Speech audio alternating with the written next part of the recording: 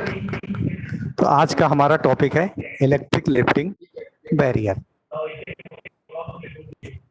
With hand generator backup.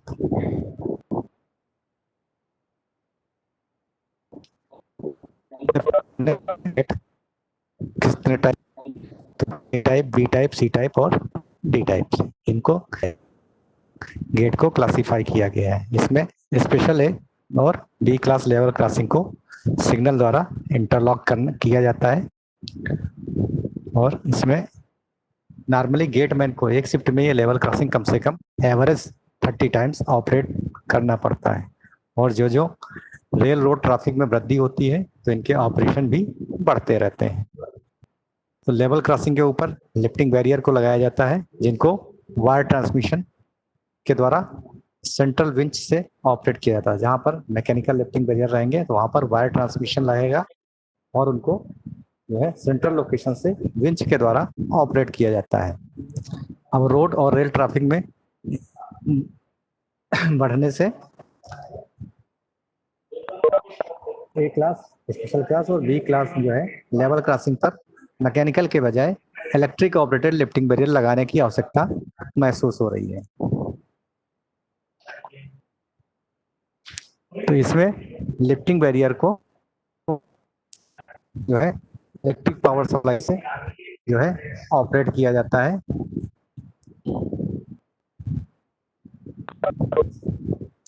तो lifting barrier लिए क्या है, रोड के अक्रॉस में ट्रैक के दोनों साइड, रोड के क्रॉस में ट्रैक के दोनों साइड लिफ्टिंग बैरियर लगाए जाते हैं इस तरह से।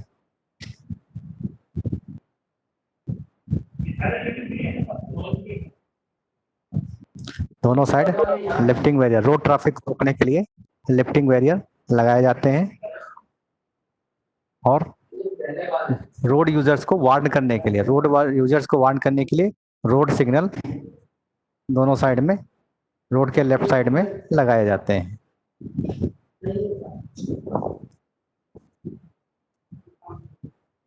तो इस तरह से इसका ब्लॉक डायग्राम रहता है कि आईपीएस यानी पावर सप्लाई सोर्स रहेगा जो कि रिले रूम से कनेक्टेड होगा और रिले रूम से जो है हमारे रोड सिग्नल ऑपरेट किए जाएंगे। सीधे बैरियर पेडेस्टल, जो हमारा पेडेस्टल है उसको फीडअप किया जाएगा, रोड लाइट को फीडअप किया जाएगा और बूम ब्लॉक को, डिटेक्टर को फीडअप किया जाएगा। इस तरह से रेल सिग्नल और रोड सिग्नल दोनों को यहाँ से फीडअप करेंगे।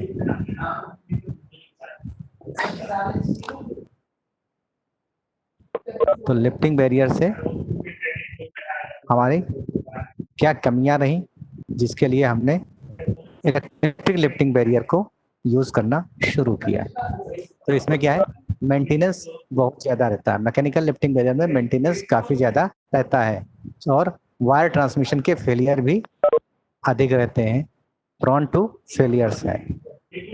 इसलिए कम मेंटेनेंस वाले सिस्टम की आवश्यकता महसूस हुई और ऑपरेशन करने में फिजिकल थकान अधिक होती है क्योंकि बार बार खोलना और बंद करना पड़ता है, इसलिए फिजिकल थकान ज्यादा होती है। और मैकेनिकल गेट रोड के दोनों ओर लगाए जाते हैं और दोनों पैरेलल में रहते हैं, एक ही डायरेक्शन में रहते हैं। तो एक ही दिशा में सड़क यातायात के प्रवाह में ये बाधा या रुकावट पड़ती है। अब इलेक्ट्रिकल ऑपरेशन के क्या बेनिफिट्स हैं? तो इसके बेनिफिट क्या है, गेटमैन को कम थकान महसूस होती है क्योंकि यहाँ केवल बटन ऑपरेशन से ही आपका गेट ऑपरेट हो जाता है। पावर फेलियर होने पर क्रैंक हैंडल का यूज कर सकते हैं। पावर फेलियर होने पर क्रैंक हैंडल का यूज करके हाथ से इसको चला सकते हैं जिसके लिए कम फोर्स की आवश्यकता पड़ती है।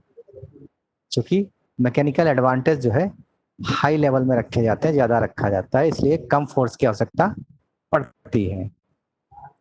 तो दोनों बैरियर को मैकेनिकली जो है आपस में कनेक्ट नहीं किया जाता है, इसलिए उन्हें अलग अलग क्रैंक हैंडल किया जाता है और रोड ट्रैफिक एक समान फ्लो में रोड के दोनों ओर पास होता रहे, इसके लिए जो बैरियर पेडेस्ट्रल है वो रोड ट्रैफिक के अनुसार इंस्टॉल किए जा सकते हैं।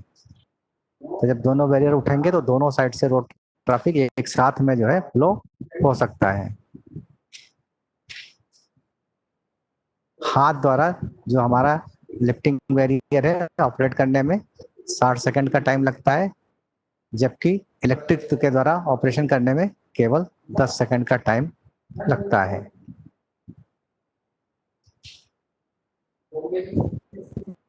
बूम सेक्शन को बोल्ट से कनेक्ट किया जाता है जिससे कि उसको रिप्लेसमेंट करने में सुविधा रहे, और बूम लॉक और लॉक डिटेक्शन के कारण जो है सेफ्टी बढ़ जाती है। ये हमारे बेनिफिट्स हैं इलेक्ट्रिक लिफ्टिंग बैरियर के।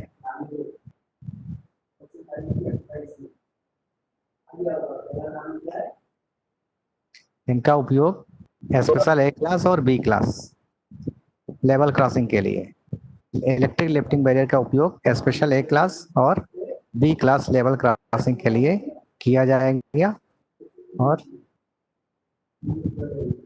इसकी टर्मिनोलॉजी है ना, टर्मिनोलॉजी की बात करें, इलेक्ट्रिक लिफ्टिंग बैरियर से मतलब क्या है, तो वो उपकरण जो रोड ट्रैफिक को रोकने के लिए लेवल क्रॉसिंग गेट को बंद करने हेतु इलेक्ट्रिक द्वारा चलाया जाता है, उससे क्या कहता है, इलेक्ट्रिक लिफ्टिंग बैरियर। इसके अंतर्गत motor, operating machine, circuit controller, road signal और ऑडिबल इक्विपमेंट्स और बूम इत्यादि इलेक्ट्रिक लिफ्टिंग बैरियर के अंतर्गत आते हैं।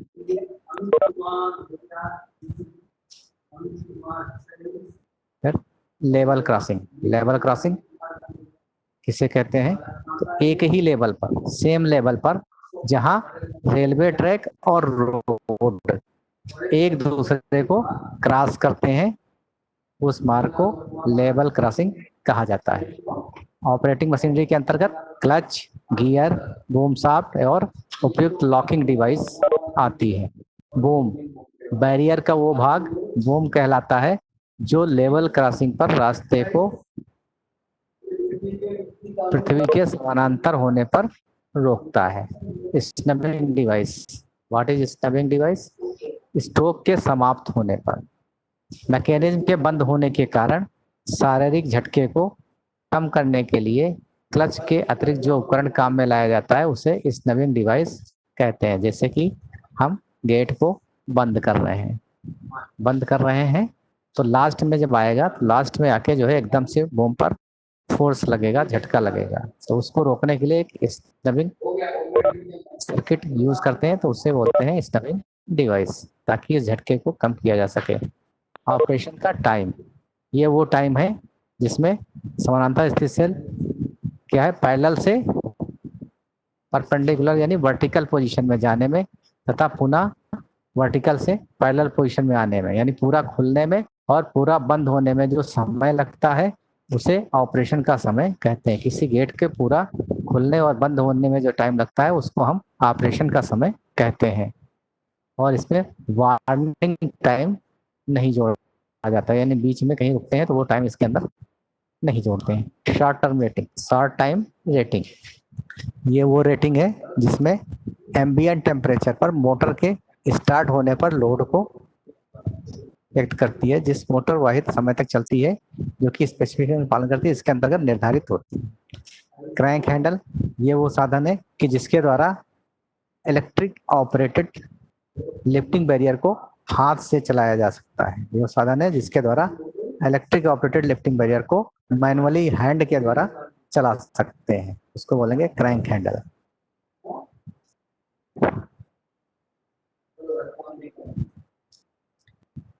बैरियर के बूम की रचना ऐसा होना चाहिए कि वो वेट में हल्का हो, लाइट वेट हो और रोड की पूरी चौड़ाई को कवर कर ले, है ना। बूम की जो हाइट है, रोड सरफेस से बूम की हाइट क्या होनी चाहिए, तो बूम की रोड सरफेस से हाइट 0.8 मीटर से 1 मीटर तक होना चाहिए। कहाँ है, एससीएम में ऐसा मेंशन किया गया है कि जो बूम की हाइट है वो रोड सरफेस से 0.8 मीटर से 1 मीटर तक होना चाहिए। इससे ना तो कम होना चाहिए, कम रखने पे क्या होगा कि लोग उसको ऊपर से क्रॉस करके जंप करके निकल जाएंगे, और अगर इससे ज्यादा कर देंगे हाइट को तो लोग इसके नीचे से निकल जाएंगे। तो इसलिए ये हाइट रखी गई है जिससे कि जो है इसको क्रॉस करने में लोगों को असुविधा हो, ना कोई नीचे से जा सके और ना ऊपर से इसको छलांग लगा सके। तो इसलिए इसकी हाइट 0.8 मीटर से 1 मीटर तक होनी चाहिए। हॉरिजॉन्टल पोजीशन में बूम के ऊपर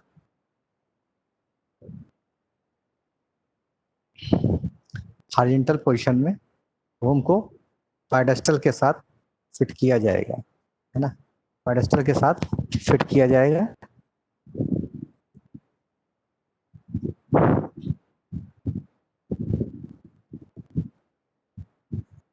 खुले होने पर, जब बूम खुला हो यानी ऊपर उठा हुआ हो, उस समय जो है बूम की हॉरिजेंटल से बूम का एंगल क्या होगा, 80 से 85 डिग्री, है ना, 80 से 85 डिग्री के बीच में खुली पोजीशन में, हॉरिजेंटल से खुली पोजीशन में बूम जो है 80 से 85 डिग्री के बीच में रहना चाहिए, और बंद होने अथवा नीचे की ओर आने की स्थिति में यही एंगल हॉरिजेंटल से जो है 0 से 10 डिग्री के बीच रहेगा, 0 से 10 डिग्री के बीच रहेगा। लिफ्टिंग बैरियर के बूम के सेंटर में यहाँ भी एक स्टॉप डिस्क लगाई जाती है, जिसके ऊपर डिस्क के ऊपर स्टॉप रहेगा और ऐसी सर्कुलर डिस्क रहेगी, इसमें बीच में स्टॉप लिखा रहेगा, या हिंदी में लिखा होगा तो ठहरो या ठहरिए लिखा जाएगा। लाल कलर की ये स्टॉप डिस्क रहेगी, इसका कलर रेड रहेगा, ठीक है। बूम के सेंटर में इसको फिट किया जाएगा, ये हमारा बूम है और इसके सेंटर में ये डिस्क फिट कर दी जाएगी।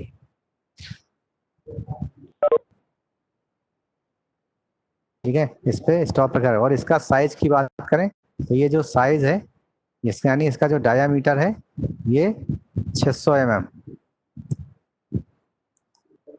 इसका जो डायामीटर है वो 600 mm रखा जाएगा।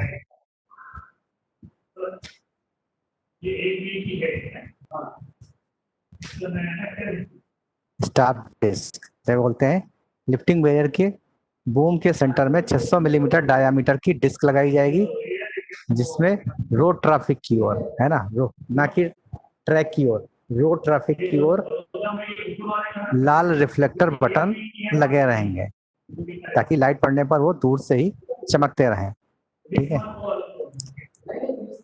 बूम में रेडियम स्टिकर लगाए जाएंगे, इस बूम के ऊपर ऐसे रेडियम स्टिकर लगाए जाएंगे, इसमें अलग अलग कलर के बैंड बनाए जाएंगे और उनके ऊपर एक स्टिकर चिपकाया जाएगा, रेडियम स्टिकर लगाया जाएगा।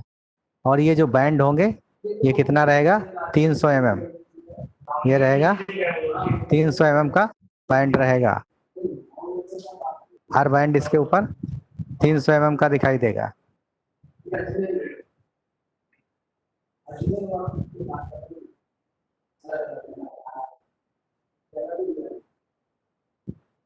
तो रेडियम स्टिकर लगाए जाएंगे अथवा पेंट किए जाएंगे।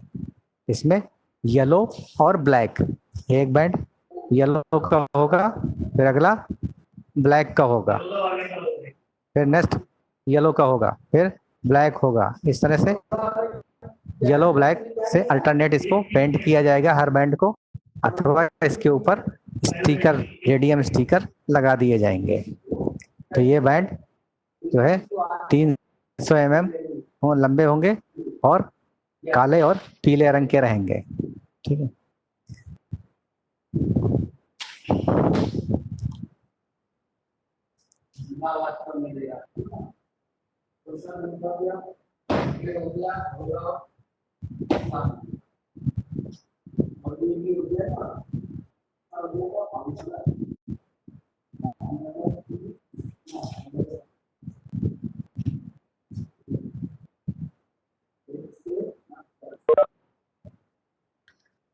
वर्टिकल एवं हॉरिजेंटल पोजीशंस में लिफ्टिंग बैरियर को लॉक करने हेतु ऑपरेटिंग मैकेनिज्म में ही उचित उपकरण लगाए जाएंगे कि बंद पोजीशन में भी ये मैकेनिकली लॉक रहे और ओपन पोजीशन में भी मैकेनिकली लॉक रहे, ऐसा नहीं खोलने के बाद ये नीचे आके गिर जाए।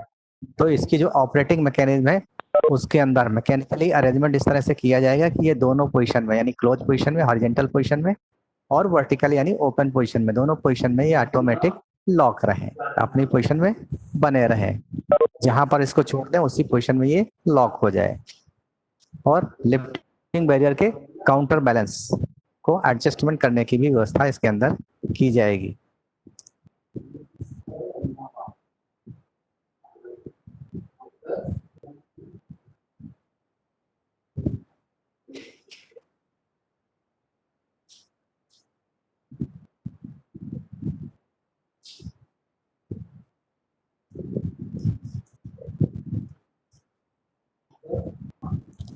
लिफ्टिंग बैरियर में दो बूम होंगे जो लेवल क्रॉसिंग के किसी भी ओर एक सड़क पार स्वतंत्र मैकेनिज्म से चलाए जाएंगे। दोनों बूम को इंडिपेंडेंट जो है ऑपरेटिंग मैकेनिज्म के द्वारा ऑपरेट किया जाएगा। और पावर फेल होने की कंडीशन में हैंड क्रैंक से, है ना, क्रैंक हैंडल के द्वारा लिफ्टिंग बैरियर को ऑपरेट करने के लिए भी साधन दिया जाएगा। क्रैंक हैंडल जब इसमें फिट कर देंगे, क्रैंक हैंडल लगाने पर क्या होगा, फिर मोटर के लिए जो इलेक्ट्रिक सप्लाई है वो जानी बंद हो जाएगी। फिर अगर कोई मोटर से चलाना भी चाहे तो ऑपरेट नहीं होगा जब तक कि हम क्रैंक हैंडल को बाहर नहीं निकाल देते हैं। तो एक बार क्रैंक हैंडल इसके अंदर फिट कर दिया तो तब तक चालू नहीं होगी जब तक कि इस हैंडल को निकाला नहीं जाता। हैंड क्रैंक निकालने पर एक स्विच ऑपरेट होगा जिससे फिर उसको पावर सप्लाई दी जा सकती है। इस तरह से एक कटआउट कॉन्टैक्ट रहेगा या एनएक्स कॉन्टैक्ट, जिसको हम कटआउट कॉन्टैक्ट बोलते हैं। तो हैंडल डालते ही वो कॉन्टैक्ट जो है डिस्कनेक्ट हो जाएगा जिससे कि इसकी मोटर को जाने वाली पावर सप्लाई बंद हो जाएगी। और जैसे ही वो हैंडल बाहर निकाल लेंगे कॉन्टैक्ट वापस ऑपरेट हो जाएगा और आपकी मोटर जो है इलेक्ट्रिक सप्लाई से कनेक्ट हो जाएगी।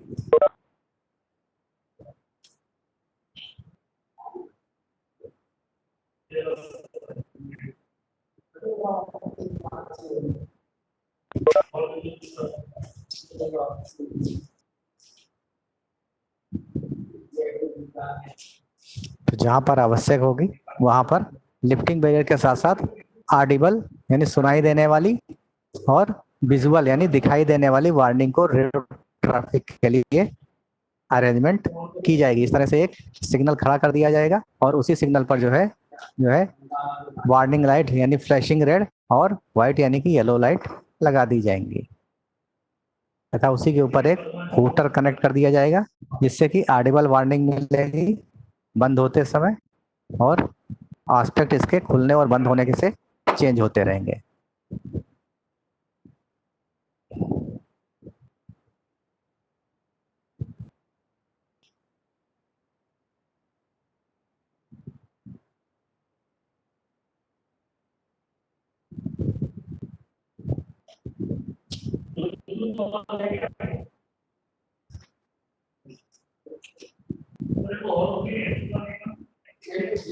इस प्रकार जो ये विजुअल वार्निंग है, विजुअल वार्निंग अरेंजमेंट अगर लगाया गया है तो इसके लिए क्या है, कलर लाइट सिग्नल टाइप की रोड सिग्नल रहेगी और इसकी जो विजिबिलिटी है वो 180 मीटर से कम नहीं होगी और सिग्नल 90% रेटेड वोल्टेज पर एल्युमिनेट होगा।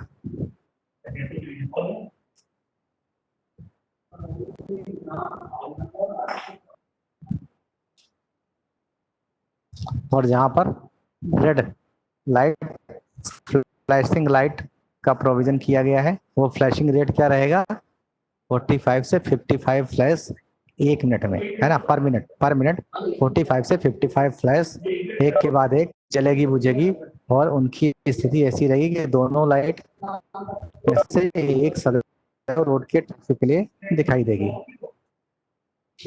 जब तक कि बूम पैरेलल पोजीशन में यानी 10 डिग्री तक नहीं पहुंच जाता तब तक वे स्थिर रहेंगे।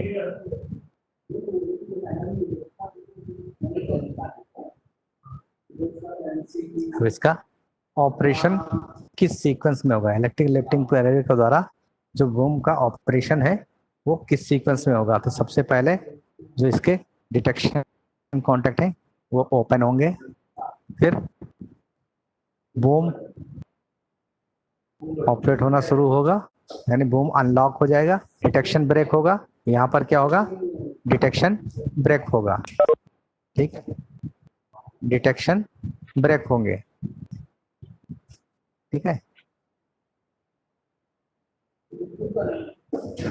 फिर है बूम अनलॉक होगा, डिटेक्शन ब्रेक हो गया, फिर आपका जो बूम है वो अनलॉक हो जाएगा।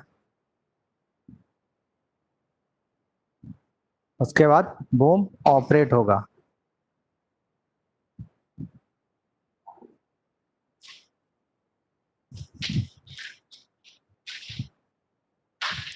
बूम ऑपरेट होगा, पैरेलल अथवा वर्टिकल पोजीशन में बूम को वापस लॉक हो जाएगा। पूरा ऑपरेशन होने के बाद वापस बूम लास्ट पोजीशन में लॉक होगा, ठीक है, लास्ट पोजीशन पे जाके लॉक हो जाएगा।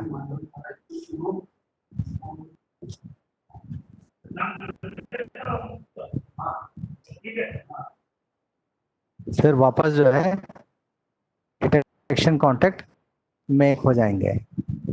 ऑपरेशन पूरा होने पर क्या होगा, डिटेक्शन कॉन्टैक्ट वापस मेक होंगे। तो इस प्रकार से इसका ऑपरेशन कंप्लीट होगा। इसमें हम वोल्टेज की बात करें तो जो इलेक्ट्रिकल पैरामीटर्स हैं, दो तरह के इसमें जो है गेट मिलेंगे।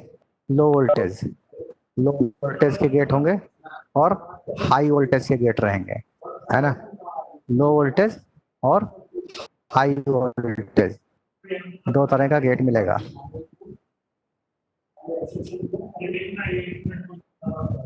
हाई वोल्ट का तो लो वोल्टेज में 24 वोल्ट डीसी के दो तरह के रहेंगे, 8 मीटर तक बूम की लेंथ, है ना, उसका लोड होगा 6 से 8 एम्पियर। और दूसरा है मोर देन 8 मीटर से अधिक बूम लेंथ वाले, इनका लोड रहेगा 8 से 12 एम्पियर। तो ये दो तरह के लो वोल्टेज में मिलेंगे।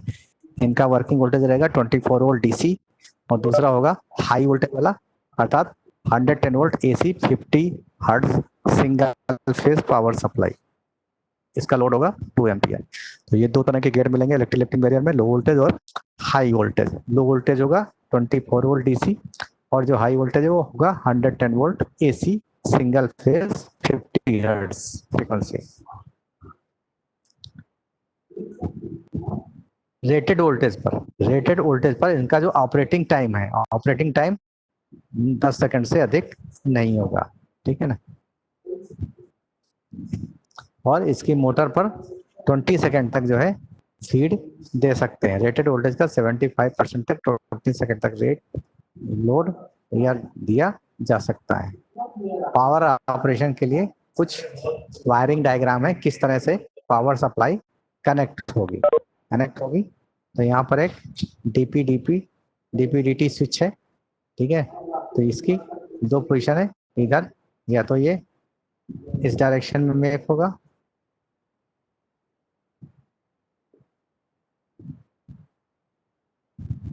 ये तो यहाँ से ये पॉजिटिव सप्लाई आई।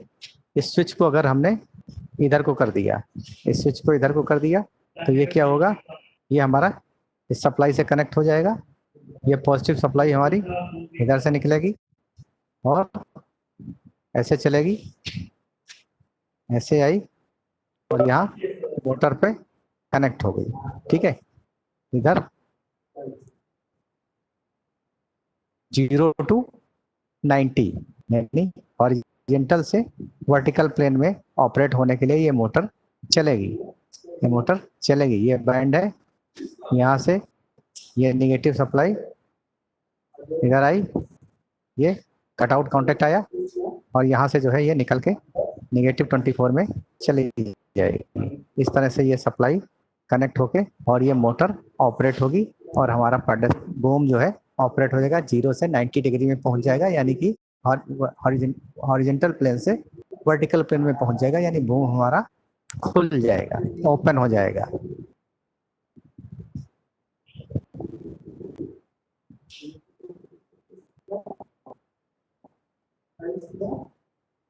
इसी तरह हम देखते हैं सेकंड सिचुएशन क्या है कि ये स्विच को हम नीचे की ओर कर देते हैं, दूसरी पोजीशन में कर दें। डीपी-डीटी स्विच को हम दूसरी पोजीशन पे, एक बार मान लीजिए ये क्या था, ओपन पोजीशन, ये ओपन हो गई इधर अभी क्लोज पोजीशन में स्विच को कर दिया, स्विच को हमने क्लोज पोजीशन में किया, क्लोज पोजीशन में किया तो क्या होगा, ये जो है स्विच इधर में एक होगा, ये स्विच जो है हमारा इधर में एक होगा।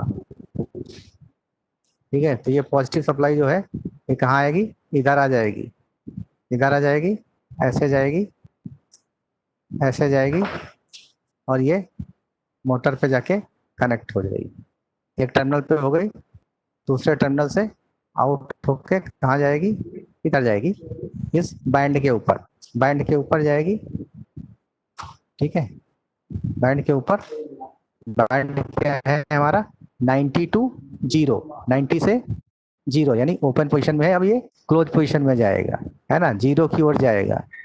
ठीक है ना, 90 टू 0 यानी कि ये हमारा फीड इधर आएगी, इधर से आके ये क्या है, कटआउट कॉन्टैक्ट में जाएगी, और इस तरह से नेगेटिव में जाके ये सर्किट पूरा होगा, और ये मोटर ऑपरेट होगी। तब तक फीड मिलेगी इस मोटर को, जब तक ये बैंड हमारा 0 पे जाके कट नहीं जाता है, तब तक इस मोटर को फीड मिलती रहेगी और ये बूम को ऑपरेट कर देगी। तो इस तरह से हमारा बूम ऑपरेट होता है इसके अंदर पावर ऑपरेशन के द्वारा। तो ये क्या है, कौन सी है, डीसी परमानेंट मैग्नेट है, परमानेंट मैग्नेट जो है प्रकार की, यानी कि डीसी 24 वोल्ट डीसी हमने जो बात करी थी, ये उसकी मोटर है 24 वोल्ट डीसी की। इस तरह से इसके वायरिंग करके इसको हम ऑपरेट कर सकते हैं। फिर हम नेक्स्ट बात करेंगे एसी की, है ना, 110 दूसरा गेट किस तरह का रहता है, 110 एसी का।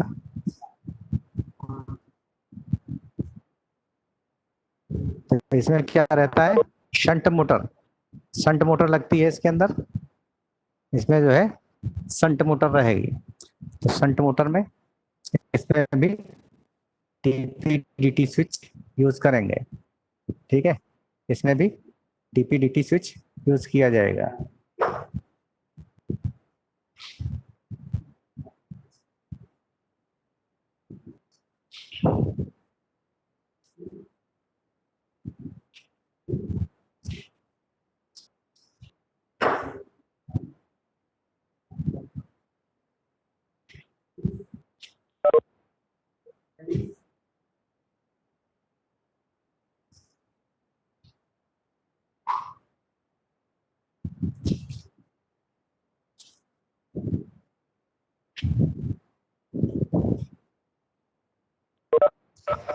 इसमें सप्लाई कैसे चलेगी हम देख सकते हैं।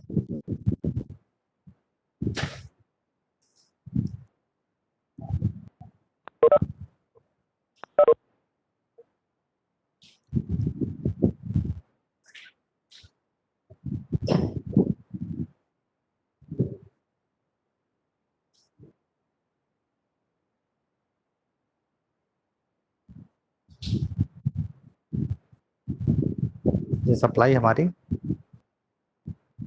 यहाँ ये आई पॉजिटिव सप्लाई, यहाँ शंट मोटर लगी हुई है, शंट पे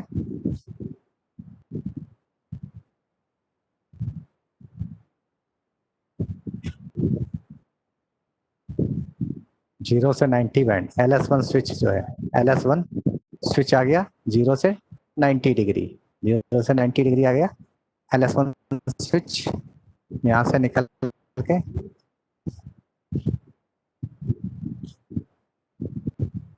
ये गई और ये मोटर पे आ गई, है ना, मोटर पे आ गई, यहाँ से ये कट आउट कॉन्टेक्ट के द्वारा जो है यहाँ नेगेटिव चली गई।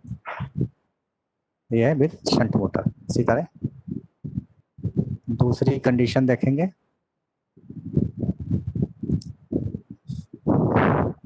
कि ये स्विच जो है हमारा दूसरी पोजीशन में आ गया, है ना, 0 से 90 हो गया यानी ओपन हो गया। अभी हमें बंद करना है यानी 90 टू 0 करना है, 90 टू 0 करना है। उस समय क्या होगा, LS2 मेक होगा लिमिट स्विच, और इस कंडीशन में ये सप्लाई हमारी इधर आएगी, ठीक है, यहाँ से ये उल्टा चलेगी, शंट पे गई,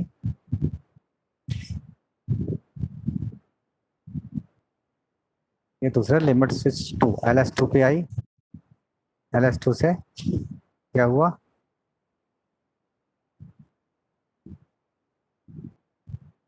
ये गई, ठीक है, मोटर पे गई और ये मोटर से निकल के कटआउट काउंटर के द्वारा जो है पहुंच गई। इस तरह से खोलने के समय और बंद होने के समय जो है हमारी मोटर कनेक्ट हो इस स्विच के द्वारा, है ना, टू पोजीशन स्विच के द्वारा, उसके द्वारा हमारे कंट्रोल कॉन्टेक्ट अलग अलग के थ्रू ये मोटर कनेक्ट होगी और इसकी डायरेक्शन, करंट का डायरेक्शन चेंज होने से इसकी मोटर की डायरेक्शन भी चेंज हो जाती है। ये शंट मोटर है ना, शंट मोटर के साथ ELB। फिर हम बात करेंगे हेजमेक। हेजमेक इलेक्ट्रिक लिफ्टिंग बैरियर, हेज कंपनी का है, HEID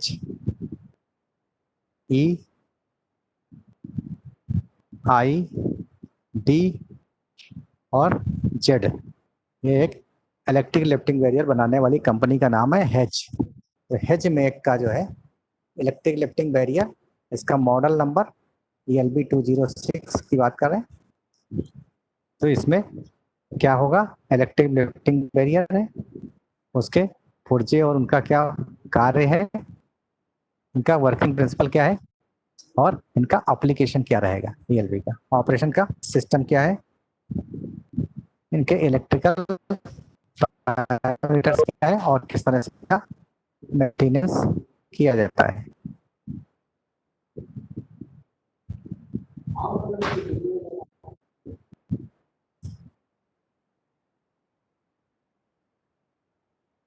तो ये हेज इंडिया लिमिटेड जो है लो और हाई वोल्टेज पर ऑपरेटेड जनरेटर सुविधा के साथ विद हैंड जनरेटर, है ना, और लिफ्टिंग बैरियर बनाती है। इसमें लोकल और रिमोट ऑपरेशन का भी प्रोविजन किया जाता है। इनके काम करने का प्रिंसिपल क्या है, और परमानेंट मैग्नेट मोटर के द्वारा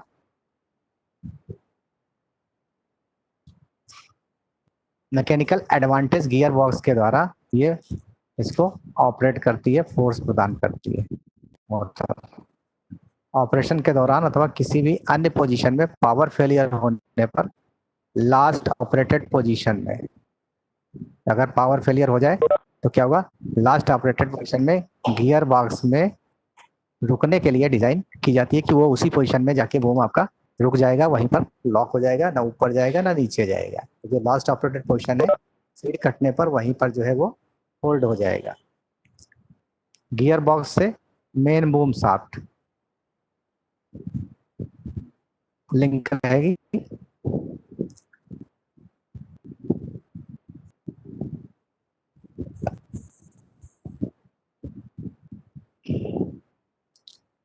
लिमिटिंग रेजिस्टेंस की सहायता से मोटर की स्पीड को कंट्रोल करके आवश्यक स्नबिंग व्यवस्था प्राप्त की जाती है। यानी कि इस रेजिस्टेंस के द्वारा जो है लास्ट में जो है मोटर की स्पीड को हम कम कर देते हैं, जिससे कि बूम आसानी से जाके रेस्ट पीस पे होल्ड कर सके, बैठ जाए, उस पर झटका नहीं लगे।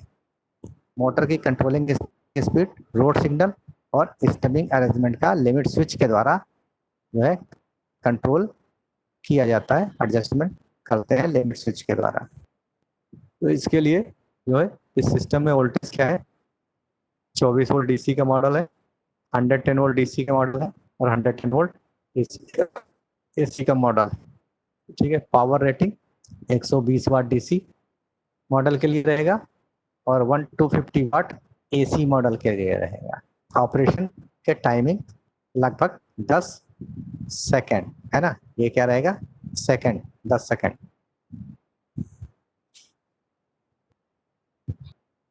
और बूम की लंबाई, ये नोट करिए, बूम की लंबाई इसमें मैक्सिमम जो है अधिकतम, यहाँ देखो मैक्सिमम लिखा हुआ है, मैक्सिमम लेंथ कितनी होगी बूम की, 32 feet, 32 feet maximum boom length रहेगी इलेक्ट्रिक लिफ्टिंग बैरियर की। जबकि मैकेनिकल में हमने क्या देखा था, मैक्सिमम लेंथ थी 10 मीटर, यहाँ रहेगी 32 फीट।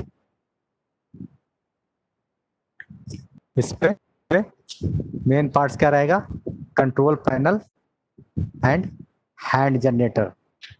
फिर दूसरा है चैनल, वेट, बूम और सोलिनॉइड बूम सहित बूम रेस्ट, ये इसके मेन पार्ट रहेंगे। कंट्रोल का जो है hand generator, pedestal, channel, weight, boom और सॉलिनॉइड बूम के साथ बूम रेस्ट, ये इस लिफ्टिंग बैरियर के पार्ट्स होंगे। तो पैनल कंट्रोल और हैंड जनरेटर, इसमें क्या मिलेगा आपको, गेट लॉट के गेट लॉज, यानी जो गेटमैन का हट है उसके दोनों ओर ट्रैक और रोड के अनुकूल वह विजिबिलिटी पाने के लिए उचित स्थान पर एक रेक्टेंगल मेटल बॉक्स में डोर सहित गेट लॉज के अंदर एक छोटा सा असेंबली लगाई जाती है। तो विभिन्न प्रकार की ऑपरेटिंग फैसिलिटीज इस कंट्रोल पैनल के द्वारा प्रदान की जाती हैं। इसमें केबल टर्मिनल्स और हैंड जनरेटर लगे रहेंगे। डोर्स में से एक पर कंसोल है ना, एक डोर पर क्या रहेगा, कंसोल फिट रहेगा जिसमें कि 4 बटन और स्विच ऑपरेशन के विभिन्न मोड लगाए जाएंगे। स्विच कौन सा होगा, ऑटो और manual selector switch, hand generator type का है तो इसमें एक सिलेक्शन स्विच रहेगा, ऑटो मोड में वर्क करना है या फिर मैनुअल मोड में करना है, यानी हैंड जनरेटर के द्वारा इसको ऑपरेट करना है। तो हैंड जनरेटर के लिए एक हैंडल फिट रहेगा, उसको जो हम रोटेट करेंगे तो रोटेट करने पर क्या होगा, ये पावर सप्लाई जनरेट करेगा जिसके द्वारा जो है ये ऑपरेट होगा। तो इस स्विच के द्वारा ऑटो और मैनुअल मोड को सेलेक्ट कर सकते हैं। बैरियर मोटर टॉगल बटन है ना, बैरियर मोटर टॉगल बटन, एक में बंद करने के लिए और खोलने के लिए अलग अलग बटन रहेंगे। बैरियर बी का सिलेक्टर स्विच, उसको ऑन ऑफ करने के लिए, और बैरियर ए का सिलेक्टर स्विच, इस बैरियर को ऑन ऑफ करने के लिए। इसको ऑफ करके किसी एक बैरियर को भी चला सकते हैं और दोनों को ऑन रख के हम दोनों को साथ में चला सकते हैं, और किसी को भी हम बंद भी कर सकते हैं। तो इसलिए ए बैरियर और बी बैरियर दोनों बैरियर के लिए अलग अलग सिलेक्टर स्विच इसके अंदर दिया रहेगा।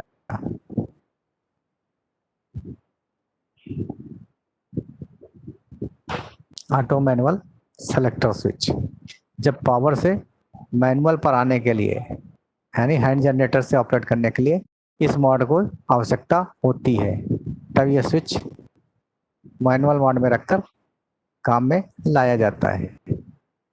और जब ऑटो मोड में काम लेना होगा तो इसको ऑटो पोजीशन पर रख दिया जाएगा। बैरियर मोटर का टॉगल स्विच, ठीक है।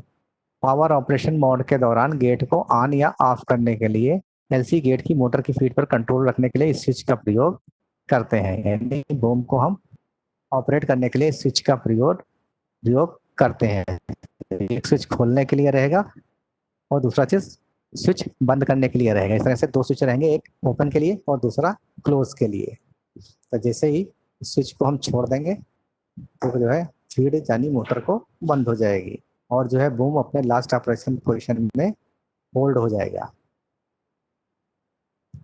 इसी तरह बैरियर को ऑन ऑफ करने के लिए है ना, बैरियर को ऑन ऑफ करने के लिए सेलेक्टर स्विच ऑन ऑफ। तो जब बैरियर को एकमात्र ऑपरेशन में लाया जाता है, यानी केवल एक बैरियर हमें ऑपरेट करना हो और दूसरे को ऑपरेट नहीं करना है, तब इस स्विच का प्रयोग किया जाता है।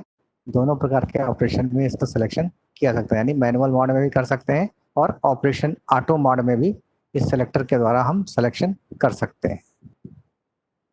फिर है हैंड जनरेटर।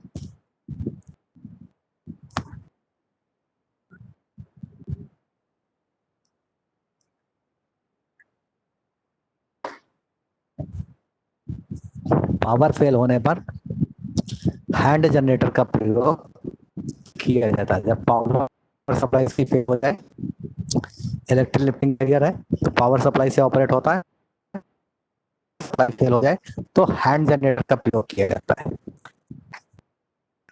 इसके अंदर हैंड जनरेटर फिट रहता है, बाहर से एक हैंडल लगाया जाता है। हैंडल और जनरेटर के बीच लगाए गए गियर बॉक्स के द्वारा उस पे जनरेटेड 1500 आरपीएम प्राप्त होते ही जब हैंडल को हाई स्पीड से घुमाते हैं और 1500 आरपीएम पर जनरेटर क्या करता है, 24 वोल्ट की सप्लाई जनरेट कर देता है। 24 वोल्ट की सप्लाई जनरेट कर, जब हैंडल को हम रोटेट करते हैं तो इसमें गियर बॉक्स के द्वारा उसमें से 1500 आरपीएम जो है डेवलप होते हैं और इसके द्वारा जो है 24 वोल्ट की सप्लाई जनरेट हो जाती है। तो इस तरह से हैंड जनरेटर काम करता है। बात करते हैं इसके पैडेस्टल की। पैडेस्टल यानी जिसके ऊपर इसके बूम को फिट किया जाता है और बूम को ऑपरेट करने की मैकेनिज्म इसी पेडेस्टल के अंदर फिट रहती है और केबल का टर्मिनेशन भी उसके अंदर किया जाता है तथा कंट्रोल कॉन्टैक्ट भी जो लिमिट स्विचेज हैं वो भी इसमें फिट रहते हैं। तो गेट बैरियर को ऑपरेट करने के लिए मोटर और गियर सिस्टम यानी gear box mechanical power generate करते हैं और ये पेडेस्टल हेड लिफ्टिंग बैरियर का मेन पार्ट है ना। ये मेन पार्ट है पेडेस्टल। गियर बॉक्स से बैरियर तक मैकेनिकल पावर आगे बढ़ाने के लिए, यानी कि गियर बॉक्स से बैरियर तक मैकेनिकल पावर हमारे जो है गियर बॉक्स ऑपरेट होती है इलेक्ट्रिकल पावर के द्वारा, है ना। इलेक्ट्रिकल पावर के लिए एक मोटर लगाई जाएगी, मोटर रोटेट होगी, इससे गियर बॉक्स ऑपरेट होगा और गियर बॉक्स की जो मैकेनिकल पावर है इसको हमें एक्सटेंड करना है बैरियर तक। तो उसके लिए क्या करेंगे, क्रैंक और लिंक सिस्टम लगाए जाते हैं। इसके द्वारा जो है गियर बॉक्स की मैकेनिकल पावर हमारे बैरियर को एक्सटेंड होती है और बैरियर जो है ऑपरेट होता है, मूव करता है। विभिन्न प्रकार की प्रक्रियाओं के लिए फीड पावर को कंट्रोल करने के लिए सर्किट कंट्रोलर विभिन्न शाफ्ट के ऊपर जोड़े जाते हैं। सर्किट कंट्रोलर है ना, डिफरेंट शाफ्ट पे लगे रहते हैं। गियर बॉक्स में क्या रहेगा, तेल भरा रहेगा जिससे कि वो है इसमें इसके टीथ खराब नहीं हो, इसके गियर बॉक्स के टीथ खराब नहीं हो, इसलिए इसके अंदर ऑयल भरा रहता है। इसके पेडेस्टल के अंदर DC motor, drive unit circuit और मेन बूम शाफ्ट इस पेडेस्टल में लगे रहते हैं। क्या लगे रहेगी, गियर बॉक्स लगा रहेगा यानी जिसको हम ड्राइव यूनिट बोलते हैं, डीसी मोटर लगी रहेगी गियर बॉक्स को ऑपरेट करने के लिए और मेन बूम शाफ्ट रहेगा जिसके ऊपर हमारा बूम फिट रहेगा। डीसी मोटर ये क्या होगी, कम्पैक्ट होगी, साइज में छोटी रहेगी और अधिक समय तक चलने वाली परमानेंट मैग्नेट मोटर यूज की जाती है जो कि 24 वोल्ट या 110 वोल्ट से ऑपरेट होती है। ये 120 वाट की मोटर होती है तथा इसका आरपीएम 1500 है ना, 1500 आरपीएम है। 120 वाट की मोटर है और 1500 इसके आरपीएम है। मोटर को इस प्रकार डिजाइन किया जाता है कि ये रेटेड वोल्टेज से 25% अधिक अथवा कम पर, रेटेड वोल्टेज का 25% मोर और लेस यानी +25 ±25% के ऊपर जो है बैरियर को ऑपरेट करने के लिए ये मोटर सक्षम रहती है। ये पेडेस्टल के अंदर फिट की जाती है और इसके शाफ्ट को टाइमिंग बेल्ट है ना, इसके शाफ्ट को टाइमिंग बेल्ट की सहायता से गियर बॉक्स से जोड़ते हैं। टाइमिंग बेल्ट की सहायता से है ना, इसके ऊपर एक बेल्ट चढ़ा दी जाती है, रबर की बेल्ट लगी रहेगी। इस बेल्ट से जो है ये मोटर हमारी गियर बॉक्स के साथ में जुड़ जाती है। तो टाइमिंग बेल्ट की सहायता से गियर बॉक्स से इसको जोड़ देते हैं। फिर है ड्राइव यूनिट यानी कि गियर बॉक्स, जिसको हम गियर बॉक्स भी बोलते हैं, ड्राइव यूनिट या गियर बॉक्स। इसके अंदर मैकेनिकल एडवांटेज के लिए विभिन्न गियर फिट रहते हैं। गियर बॉक्स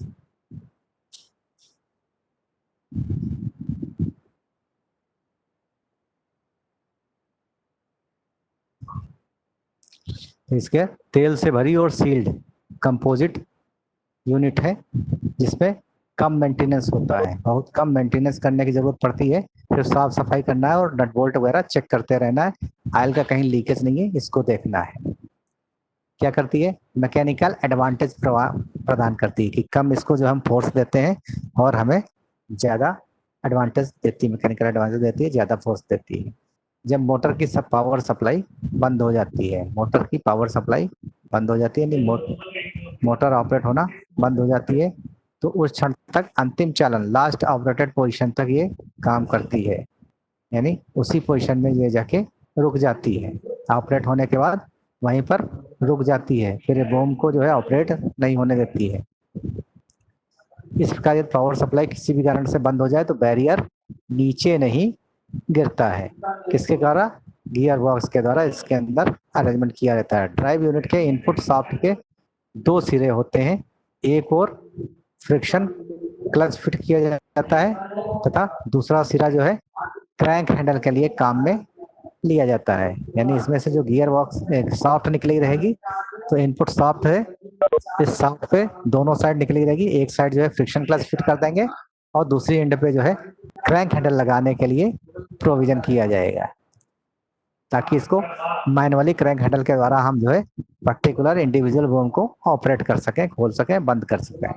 सर्किट कंट्रोलर, ठीक है, ये 8 कॉन्टेक्ट वाला सर्किट कंट्रोलर है।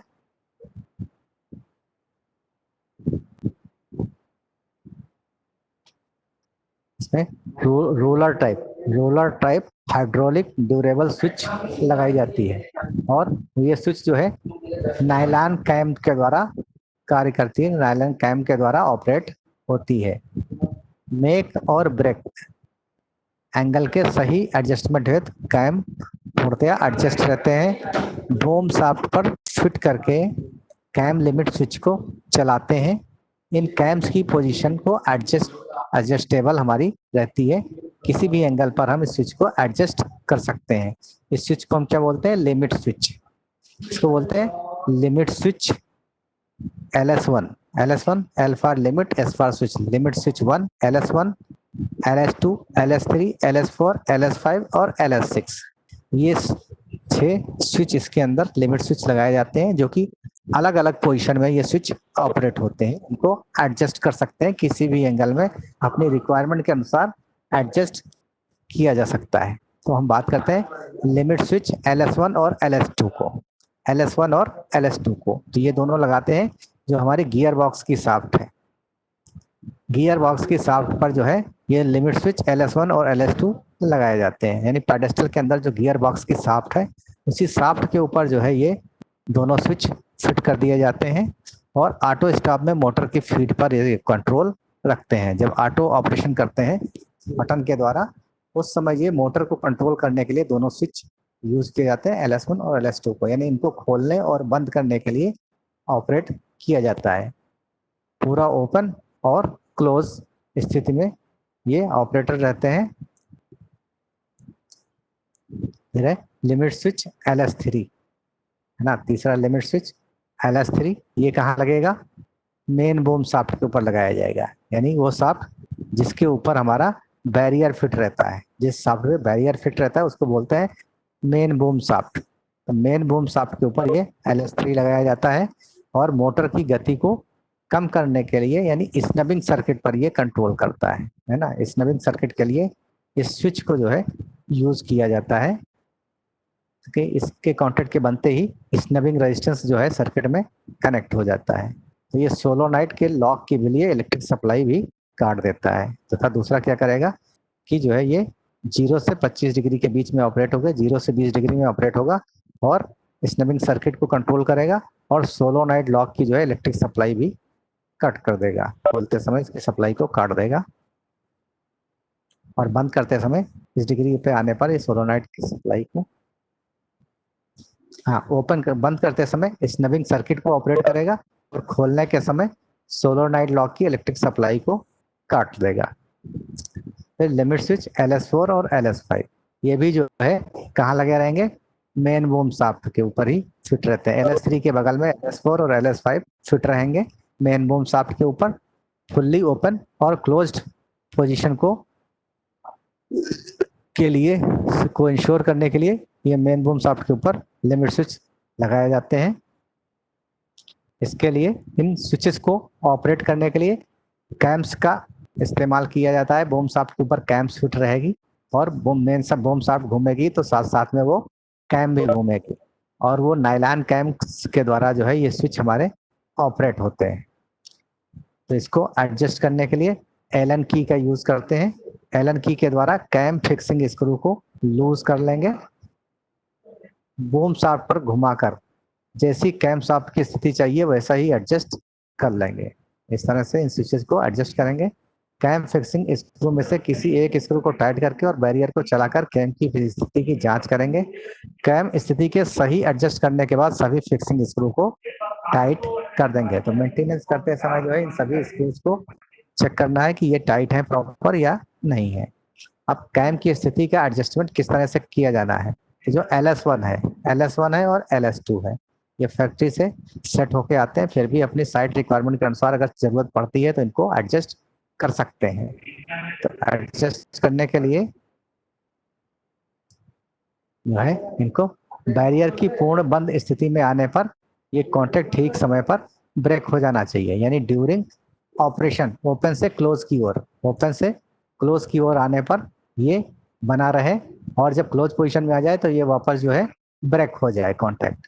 तो इस तरह से इसका एडजस्टमेंट करते हैं कि ओपन से क्लोज पोजीशन तक मेक रहे और नीचे जो है 5 डिग्री पे आने पर ये जो है ब्रेक हो जाए। इसी तरह LS2 है, ये पूरा खुलने के लिए, पूरा खुलने के लिए है, तो क्लोज से लेके ओपन तक ये बना रहेगा और ओपन में जैसे ही आएगा 80 डिग्री पर ये वापस ब्रेक हो जाएगा। इस तरह से इसका एडजस्टमेंट किया जाएगा। तो ये बंद पोजीशन के लिए है, यानी बंद करने के लिए, और ये खोलने के लिए यूज किया जाता है। फिर है LS3। LS3 हमने अभी आपको बात किया था कि समांतर इस प्रकार से एडजस्ट करते हैं कि पैरेलल से लगभग 20 डिग्री से 30 डिग्री, 20 से 30 डिग्री है ना, तो लगभग इसको 25 डिग्री पर हम बीच में एडजस्ट कर देते हैं, जिसके आने पर जो है ये कांटेक्ट मेक हो जाता है और ये कांटेक्ट मेक रहेगा 0 से लेके 25 डिग्री के तक, 0 से 25 डिग्री तक मेक रहेगा। तो जब बंद कर रहे होंगे तो बंद करने के समय ये 0 से 25 डिग्री पर आते ही मेक होगा, तो हमारा स्नैपिंग सर्किट काम करना, एक काउंटर मेक होगा तो स्नैपिंग रेजिस्टेंस हमारा सर्किट में आ जाएगा और जिससे कि मोटर की स्पीड कम हो जाएगी और बूम आराम से आसानी से जाके रेस्ट कर जाएगा। और ओपन करते समय जो है हमारा सोलोनाइट लॉक ऑपरेट होना चाहिए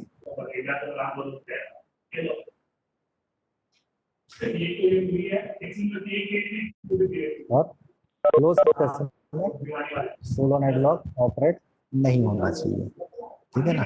तो इस तरह से ये स्विच दोनों के लिए काम करेगा,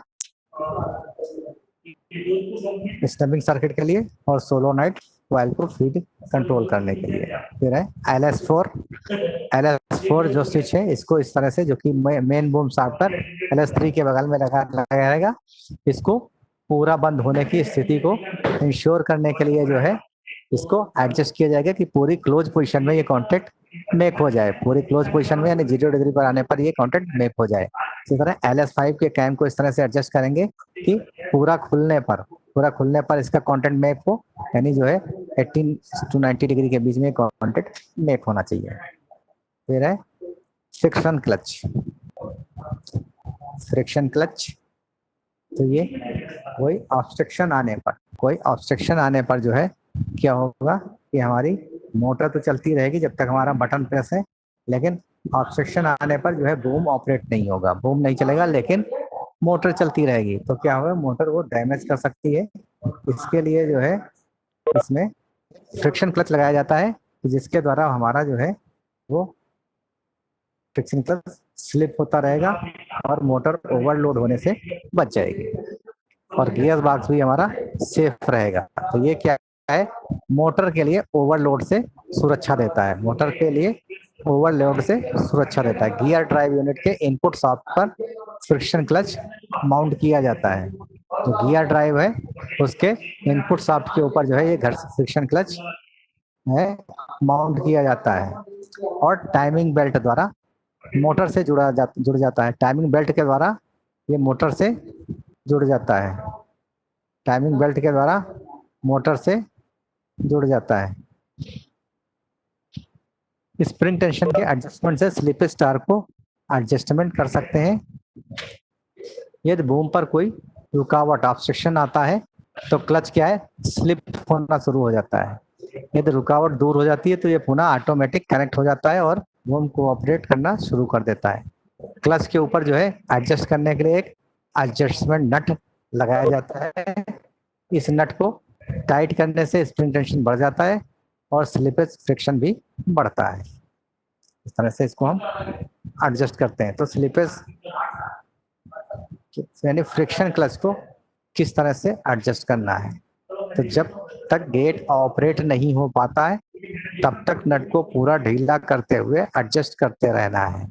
जब मोटर चालू हो जाता है और क्लच लगातार स्लिप होता है उसके बाद 1.5 टर्न जो है किस सीमा तक नट को टाइट करें और हर पोजीशन में गेट ऑपरेशन को चेक करें।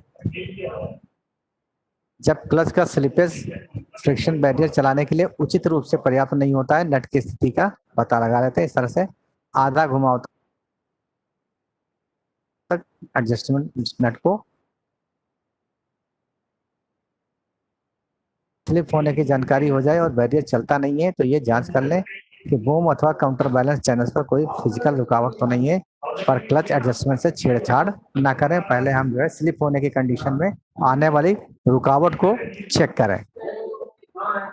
स्पेशल लिंक सिस्टम है ना, मोटर, गियर बॉक्स और बूम सॉफ्ट। गियर बॉक्स और बूम सॉफ्ट के बीच में एक स्पेशल लिंक सिस्टम लगी रहती है जो कि गियर बॉक्स के ऑपरेट होने पर जो है बूम मेन बूम सॉफ्ट को ऑपरेट करके हमारे बूम यानी बैरियर को ऑपरेट करने के काम आती है। तो गियर बॉक्स सॉफ्ट और बूम सॉफ्ट और मुख्य सॉफ्ट के फास्ट कंट्रोल के लिए ये लिंक सिस्टम मैकेनिकल ऑपरेशन को आगे बढ़ाती है।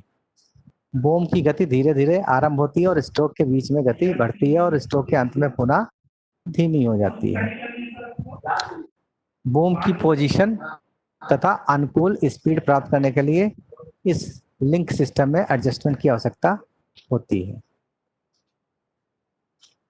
तो इस प्रकार जो है ये हमारा कहलाता है गियर बॉक्स। जब हम गियर बॉक्स की बात करते हैं या drive unit, gear drive unit या गियर बॉक्स, ये हमारा है गियर बॉक्स। ठीक है, इसको हम बोलते हैं गियर बॉक्स या ड्राइव यूनिट।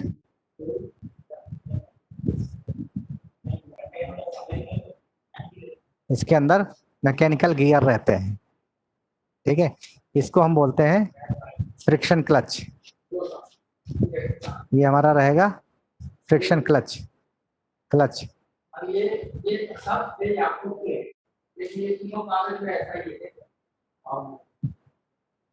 ये हो गया क्लच। इसको बोलते हैं बेल्ट रहती है, इसको बोलते हैं टाइमिंग बेल्ट।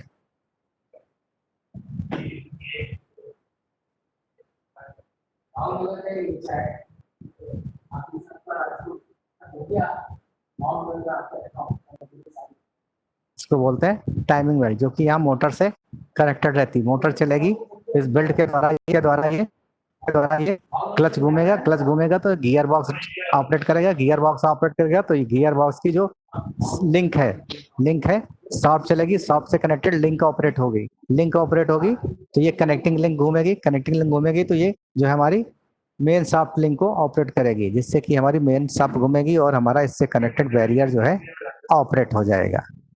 तो ये हमारी मेन सॉफ्ट है, main boom soft.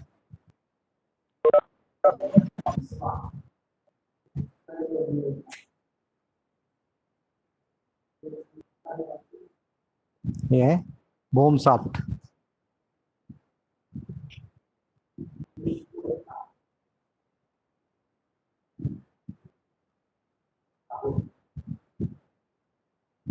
Main boom soft जिसके ऊपर हमारा बैरियर फिट रहता है। तो इस तरह से मोटर चलने से टाइमिंग बेल्ट के द्वारा गियर बॉक्स चलेगा जिससे कि गियर बॉक्स लिंक घूमेगी। इसके घूमने से कनेक्टिंग लिंक ऑपरेट के द्वारा ये मेन बूम शाफ्ट की हमारी जो लिंक है वो ऑपरेट होगी और मेन बूम शाफ्ट घूमेगा। इसके घूमने से हमारा बूम ऊपर नीचे ऑपरेट होगा। तो इस तरह से ये सिस्टम रहता है। ये लिंक हमेशा क्लोज पोजीशन में स्ट्रेट होनी चाहिए, ये स्ट्रेट होनी चाहिए। और इसके ऊपर हम देखेंगे यहाँ पर 2 स्टॉपर लगाए गए हैं। ये स्टॉपर शाफ्ट को आगे और घूमने नहीं देंगे। ठीक है, तो इसमें से एक स्टॉपर ओपन पोजीशन में काम करेगा, रोकेगा, और दूसरा जो है इसको क्लोज पोजीशन में रोकेगा, उससे ज़्यादा मूवमेंट नहीं होने देगा। ये है हमारा लिंक सिस्टम, इस तरह से इनको लिंक किया जाता है। गियर बॉक्स को और मेन वोल्व शाफ्ट को लिंक किया जाता है कनेक्टिंग लिंक के द्वारा। तो जो है गियर बॉक्स लिंक और मेन सॉफ्ट लिंक, दोनों को कनेक्ट करने के लिए कनेक्टिंग लिंक का इस्तेमाल किया जाता है। ये कनेक्टिंग लिंक स्ट्रेट रहती है, इसका इस्तेमाल करते हैं किसके लिए, गियर बॉक्स लिंक और मेन सॉफ्ट लिंक को कनेक्ट करने के लिए। और क्लोज पोजीशन में ये वर्टिकल होनी चाहिए। Main boom shaft, main boom shaft ये क्या है, लोहे की बनी हुई शाफ्ट है। इसके दोनों एंड पर क्या लगाते हैं, बैरियर फिट किया जाता है, बूम फिट किया जाता है, दोनों एंड पर बूम फिट किया जाता है।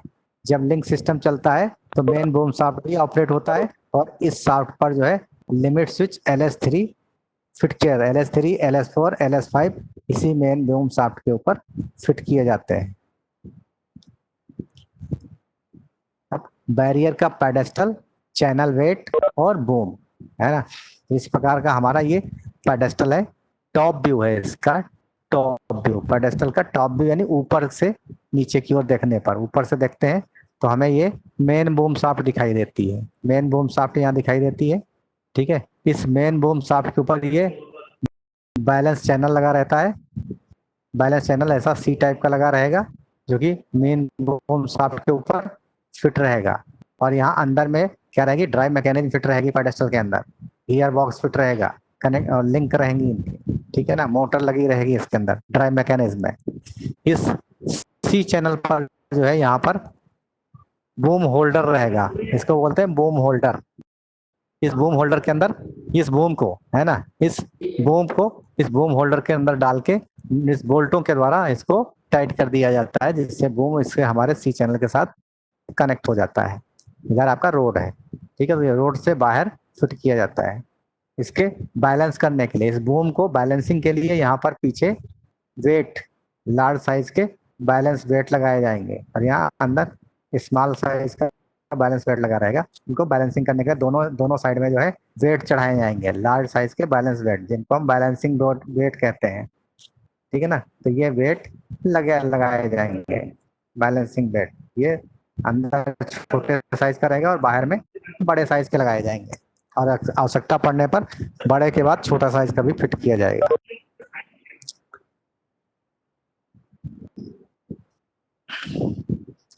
तो बूम बहुत हल्के वेट का रहेगा, एल्युमिनियम का बना हुआ बूम होगा। इसमें 4 सेक्शन में होगा, एक बूम जो है 4 सेक्शन से बना होगा। पूरा जो बूम है हमारा वो 4 सेक्शन का बना रहेगा। हर टुकड़ा 8 फुट की लंबाई का होगा, है ना। हर पीस इसका 8 फुट की लंबाई होगा। मैक्सिमम कितनी होती है, 32 फुट, बूम की लेंथ है 32 फीट और एक रहेगा 8 फीट का, यानी 8 into 4, 8 into 4, total 32 feet boom की लेंथ, बूम की लेंथ 32 फीट, 8 फुट 4 पीसेस होंगे, है ना। तो इसमें हर पीस 8 फुट का बना रहेगा, यानी टोटल बूम की लंबाई 32 फुट तक होगी। बूम के एंड पर स्लॉटेड मेटल स्ट्रिप, बूम के एंड पर स्लॉटेड मेटल स्ट्रिप लगाई जाती है जो बूम को लॉक करने के काम में आती है। लास्ट में जाके एक स्लॉटेड मेटल स्ट्रिप लगा देंगे जो कि बूम को लॉक करने के काम आती है। 4 के आकार के बैलेंस चैनल पर बूम को लगाया जाता है, बूम होल्डर के अंदर इसको बूम को फिट किया जाता है तथा बैलेंस चैनल को मेन बूम शाफ्ट पर लगाया जाता है। बैलेंस चैनल और स्लॉटेड होल्स में एडजस्टमेंट होने वाले 2 सेट SM काउंटर वेट लगाए जाते हैं। इनमें 3 लंबे आकार के और 2 छोटे लंबाई के वेट होते हैं। काउंटर वेट को बैलेंस में स्लॉट होल हेल्प देते हैं। बूम के सेंटर में लाल रंग की बूम लाइट फिट की जाती है। बूम लाइट फिट करते हैं जो कि 24 वोल्ट DC AC पर काम करती है, जिसका फेसिंग जो है रोड की तरफ रहेगा, ना कि ट्रैक की तरफ। यदि 100 AC की आपूर्ति इलेक्ट्रिक सप्लाई है तो लाइट के सीरीज में, है ना, वहां पर इस लाइट की सीरीज में जो है 12 से 15 किलो ओम का एक रेजिस्टेंस भी लगाना चाहिए, नहीं तो वो LED क्या होगी, ज्यादा वोल्टेज सप्लाई की वजह से जल जाएगी, इसलिए उसके सीरीज में रेजिस्टेंस भी ऐड कर दिया जाता है। फिर है इसकी बूम की लॉकिंग, लॉकिंग कैसे की जाएगी, तो इसके लिए सोलोनाइट बूम लॉकिंग यूज की जाती है। सोलोनाइट बूम लॉकिंग यूज करते हैं, जो कि बूम रेस्ट के अंदर ही फिट रहती है। बूम पोस्ट या बूम रेस्ट के अंदर जो है सोलोनाइट बूम लॉकिंग फिट रहती है। तो इसमें क्या है, एक एमएस स्टैंड है, माइल्ड स्टील का बना हुआ स्टैंड है, इसके ऊपर बूम जाके रेस्ट करता है और इसी के अंदर सोलोनाइट बूम लॉकिंग फिट रहती है। तो जिस पर बंद पोजीशन में बूम जाके रेस्ट करता है। एक छोटा बॉक्स है जिसमें दरवाजा लगा होगा, वह बूम स्टैंड पर फिट किया जाएगा और इसमें लॉकिंग का भी अरेंजमेंट किया रहेगा। दरवाजे के सामने बॉक्स में एक छोटी सी विंडो होगी। जब बूम लॉकिंग इलेक्ट्रिकल सप्लाई से खुल नहीं पाती है तो फिर इस विंडो का प्रयोग किया जाता है। सील्ड पोजीशन में गेटमैन के पास विंडो की चाबी रहेगी, चाबी रहेगी।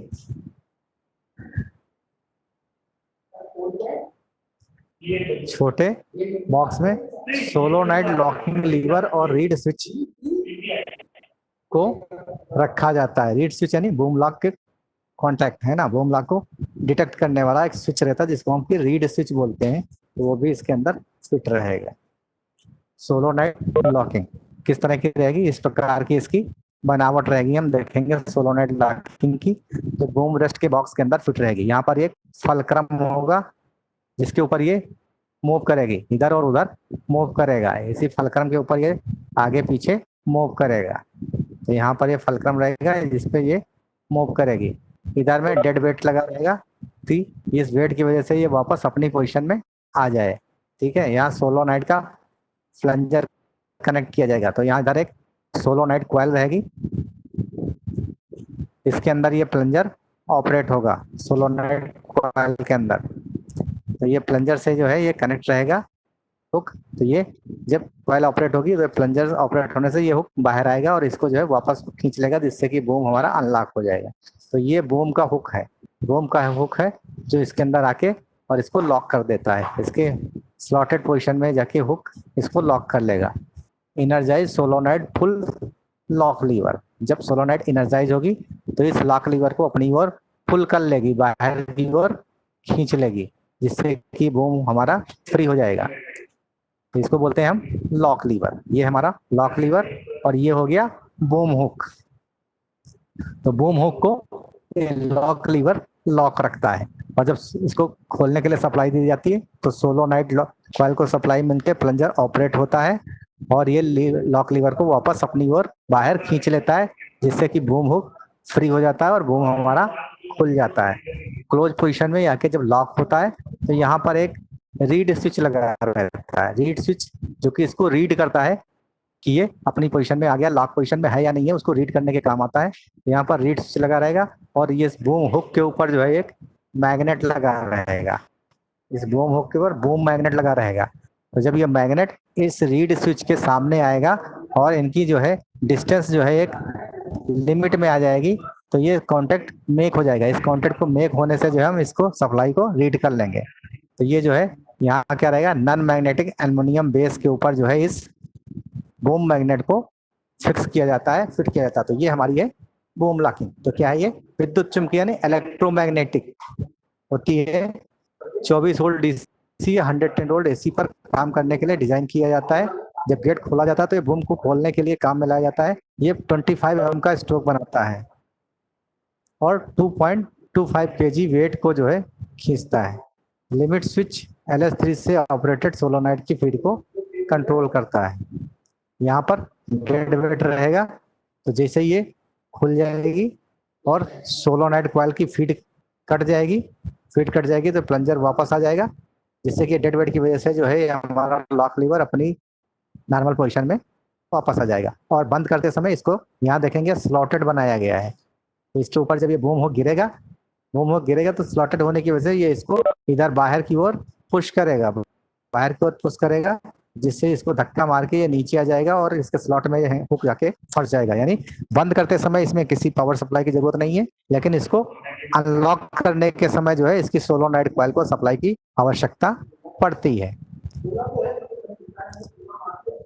लॉकिंग लीवर, लॉकिंग लीवर आपने देखा, ये लॉकिंग लीवर आपका लॉकिंग लीवर ट्रायंगल टाइप का, कोना टाइप, तिकोना टाइप का बना रहता है लॉकिंग लीवर।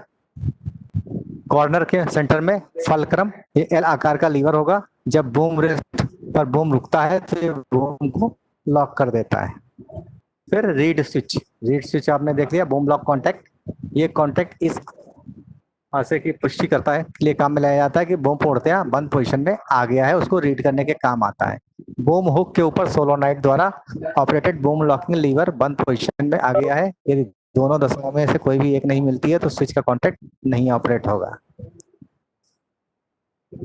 तो जैसे ये दोनों भाग, स्विच के दोनों भाग, यानी इसका मैग्नेट और इसका रीड स्विच, ठीक है, दोनों 0 से 30 mm की सीमा में आते हैं तो मैग्नेट काम करता है और रीड स्विच मेक हो जाता है और स्विच के कॉन्टैक्ट लग जाते हैं, यानी मेक हो जाते हैं, बन जाते हैं। कम से कम 30 mm की दूरी रखी जाएगी ताकि रीड काउंटर लगाने के लिए मैग्नेट निश्चित रूप से काम करे। तो इसमें दो भाग रहेंगे, एक तो है हमारा रीड स्विच और दूसरा है मैग्नेट। तो मैग्नेट हमारा बूम हुक से जुड़ा रहेगा और रीड स्विच जो है लॉकिंग लीवर के साथ में जुड़ा रहेगा, इस तरह से।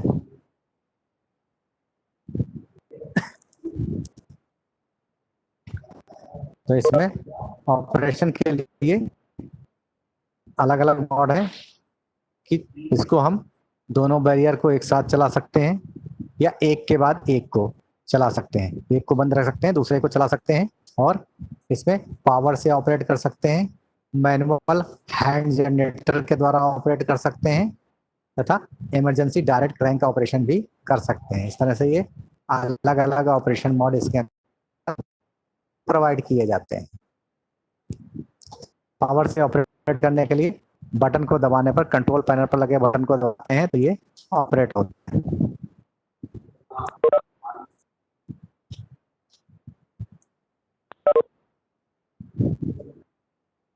बीच में कहीं भी रोकना है तो वहां पे बटन को रिलीज कर देंगे, छोड़ देंगे और बैरियर अपना उसी पोजीशन में रुक जाएगा, ना ऊपर जाएगा ना नीचे जाएगा।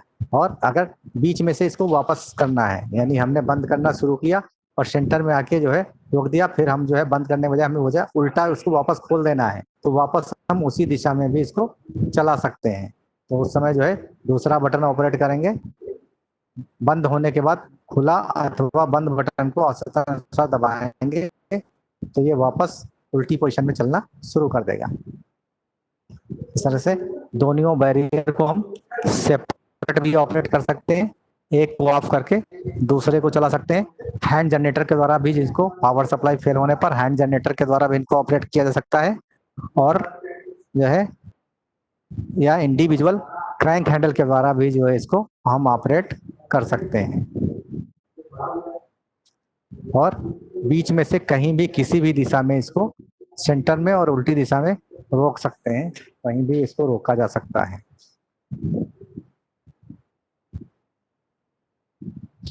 तो हैंडल को क्लॉकवाइज या एंटी क्लॉकवाइज, क्लॉकवाइज ऑपरेट करने पर ये बंद होगा और एंटी क्लॉकवाइज हैंडल को ऑपरेट करने पर ये खुलेगा। तो कहीं से भी किसी भी पोजीशन में इसको ऑपरेट कर सकते हैं, खोल भी सकते हैं, बंद भी कर सकते हैं। बंद करना है तो हैंडल को क्लॉकवाइज घुमाएंगे और खोलना है तो हैंडल को एंटी क्लॉकवाइज घुमाएंगे।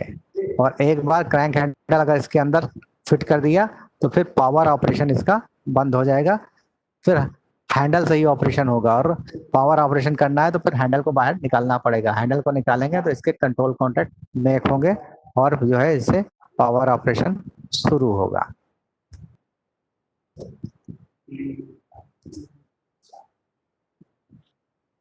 इसके लिए केबल की रिक्वायरमेंट क्या रहेगी, है ना? कम से कम केबल की रिक्वायरमेंट क्या होगी? 4 कोर केबल दोनों बैरियर मशीन के बीच में, मोटर के रिले रैक और सोलोनेट के लिए आवश्यकता पड़ेगी। 22 कोर केबल दोनों बैरियर मशीन के बीच में और सर्किट कंट्रोलर कॉन्टैक्ट के रिले रैक और बूम लाइट के लिए आवश्यकता रहेगी।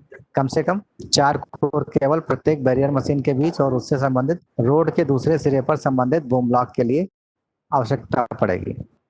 और रोड सिग्नल और ऑटो वायरिंग के लिए अलग से केबल डाला जाएगा।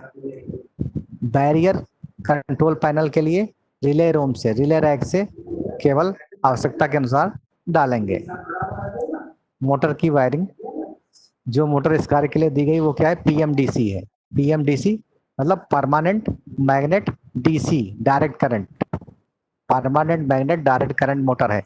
ये क्या है, 2 तार वाली मोटर है ना। पीएमडीसी 2 मतलब 2 तार वाली, permanent magnet direct current 2 wire की ये मोटर है। तो इसमें जब भी करंट की डायरेक्शन चेंज होगी, इसका रोटेशन की डायरेक्शन भी चेंज हो जाएगी।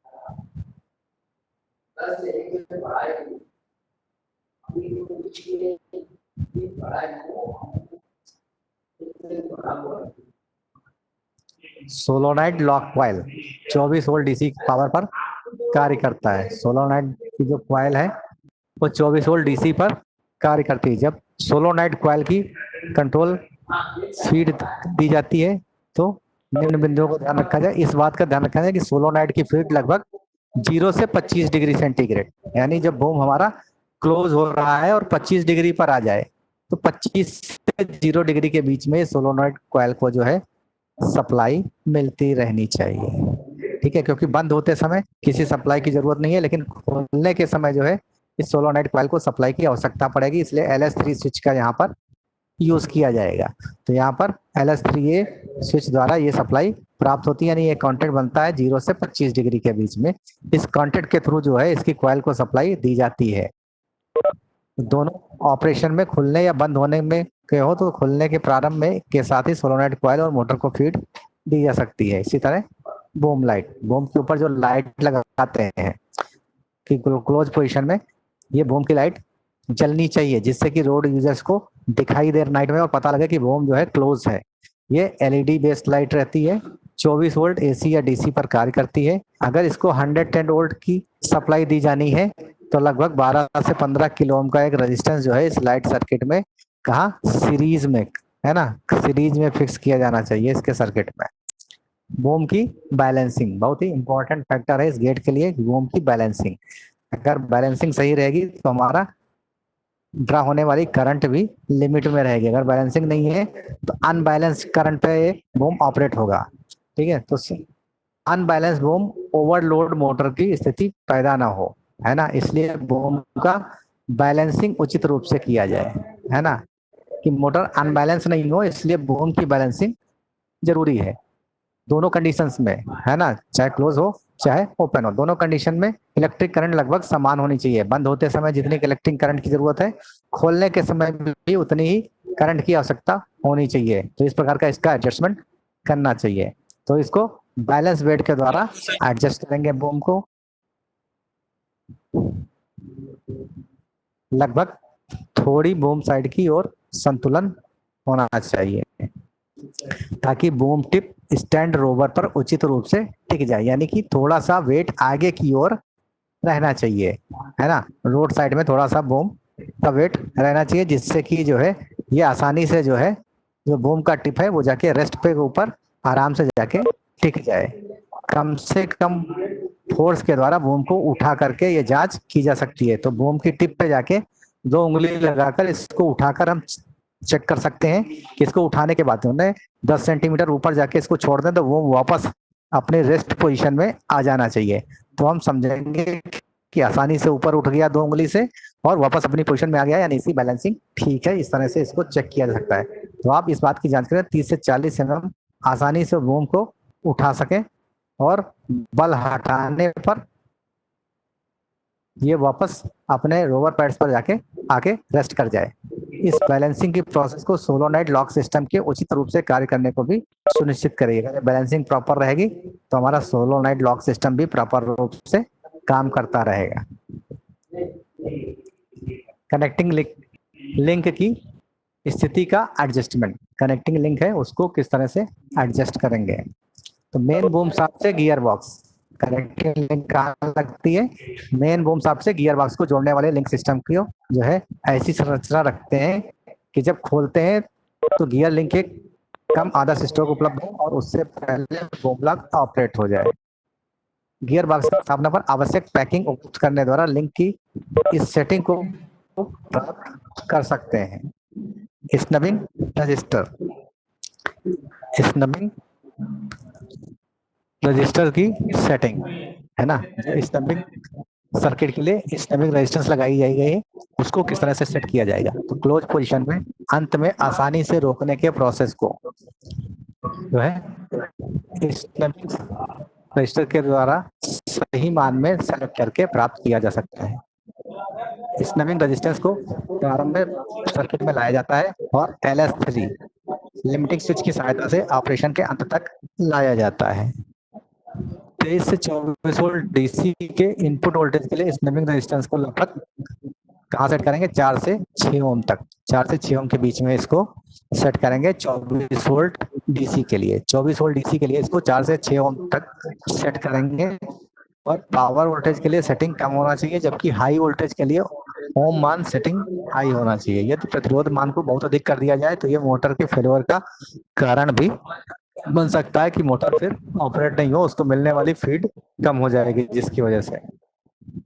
अब इसका लिंक पोजीशन, लिंक पोजीशन कैसी रहनी चाहिए बूम की लिंक पोजीशन।